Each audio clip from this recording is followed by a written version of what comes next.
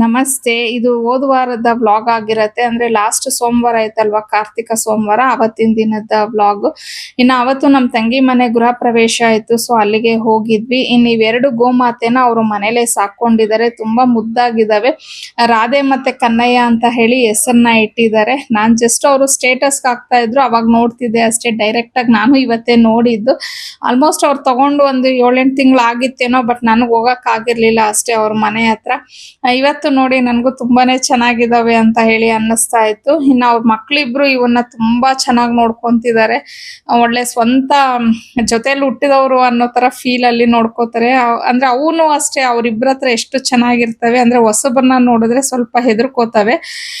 ಅದೇ ನಮ್ಮ ತಂಗಿಗೆ ಅವ್ರ ಯಜಮಾನ್ರ ಜೊತೆ ಮತ್ತೆ ಮಕ್ಕಳ ಜೊತೆ ತುಂಬಾ ಚೆನ್ನಾಗಿ ಇರ್ತವೆ ಅವು ನೋಡ್ತಾ ಇದ್ರೆ.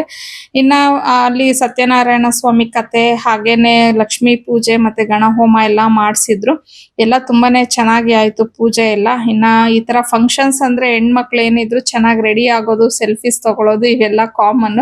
ನಮ್ಮ ಮಕ್ಕಳು ಅದನ್ನೆಲ್ಲ ತಗೋತಾ ಇದ್ರು. ಪಾಪ ಅವ್ರಿಗೆ ಸೆಲ್ಫೀಸ್ ತಗೊಳ್ಳೋಷ್ಟು ಟೈಮ್ ಇರ್ಲಿಲ್ಲ, ಕೆಲ್ಸಗಳಿತ್ತು. ಆ ಗ್ಯಾಪ್ ಅಲ್ಲಿ ಸಿಕ್ಕಿದಾಗ 5-5 ನಿಮಿಷ ಒಂದೊಂದು ಫೋಟೋ ತಗೊಂಡ್ಬಿಡೋರು ಅವರು.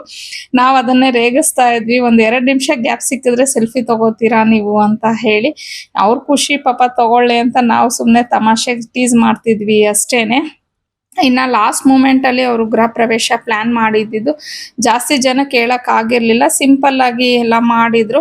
ಅದು ತಕ್ಕ ಮಟ್ಟಿಗೆ ತುಂಬಾನೇ ಚೆನ್ನಾಗಿ ಆಯ್ತು ಎಲ್ಲ. ಇನ್ನ ಫ್ಯಾಮಿಲಿ, ಫ್ರೆಂಡ್ಸು, ರಿಲೇಟಿವ್ಸ್ ಅಂತೆಲ್ಲ ಬಂದಿದ್ರಲ್ವಾ, ಎಲ್ಲಾರ ಜೊತೆ ಸೇರಿ ಮಾತಾಡಿ ಎಂಜಾಯ್ ಮಾಡಿ ತುಂಬಾನೇ ಖುಷಿ ಆಯ್ತು.